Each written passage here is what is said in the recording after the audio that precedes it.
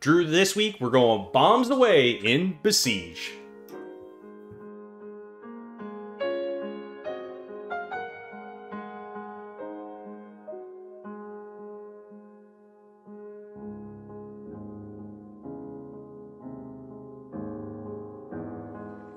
Drew, we're checking out Besiege console edition on Xbox Game Pass this week. This is a sandbox, medieval-style building game where basically the idea is to build some sort of siege engine and destroy something as your objective as you kind of make it through the worlds of this game. This was kind of a hidden title down in that Game Pass list. You know, there's so many games on this one. We wanted to pick one that was kind of unique this week. So we chose Besiege, and honestly, I enjoyed my time with Besiege. I think this game is really cool. It's unique. It kind of leaves it so open, the mechanics of this game.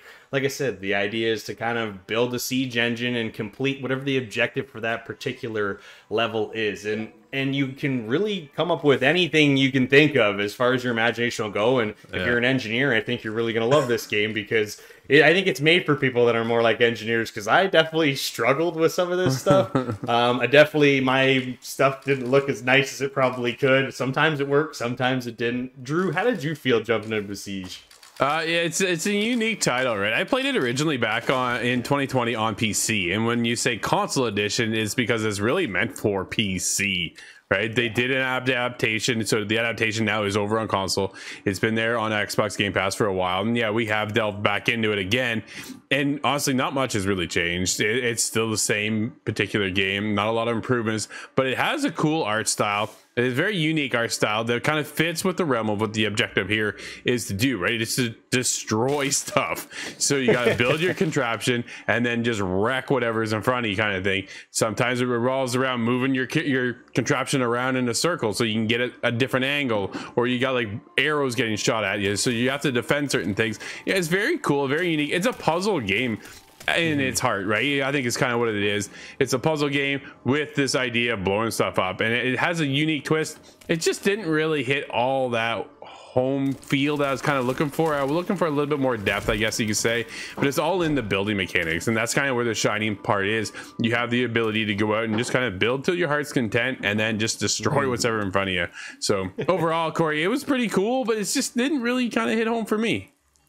Yeah, you know what? I hear you, man. It's one of those games that I think is, if you're really creative and you love the building aspect, you know, I'm thinking of like Fortnite creative, you know what I mean? Yeah, like the people that come up with, you know, the different challenges and runs in that game, it's so creative, and this game really leans into that. If you have that creative kind of engineer side about you, you can create some amazing things. The nice thing I did like about this game is that you can download people's designs. And let me tell you, there's some amazing ones. Like I downloaded someone that built a tank, like a functioning tank, a helicopter, and like I'm here struggling to put 4 wheels on something and have it actually like drive and turn, you know what I mean? Yeah. But it's amazing kind of, you know, how deep this game can go in that aspect. There isn't much of a story here. It is difficult at times, so you aren't going to find yourself necessarily dumping a ton of time into this one, but it is challenging enough, and when you do get through these levels, it is fairly rewarding. Like I said with you, you know, the graphics were done really well. I thought the audio was actually really well done as well. There was one level actually where there's some seagulls. I had a tough time with that one because you can hear the seagulls the entire time you're trying to build your siege engine, and that was maybe a little bit much, but for the most part, the audio was actually pretty good. All right, Drew, we're done destroying in Besiege. I think we had a pretty good time overall. This game definitely has its ups and its downs. If you're going to score this 1 out of 10, what are you going to give it? Yeah, it's definitely a unique title, right? I like the art style. I like the idea of building something, going out and smashing something, but it's really at its heart, that's all there is to it. So I think it's something that you're going to be able to get into for a little bit of time and then bounce out. Overall, for me, I'm there with the 6. How about you?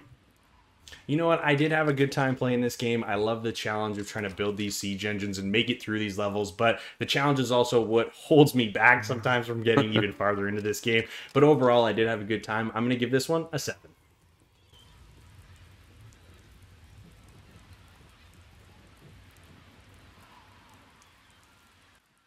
A fun and challenging medieval sandbox game with great audio and graphics that were done well.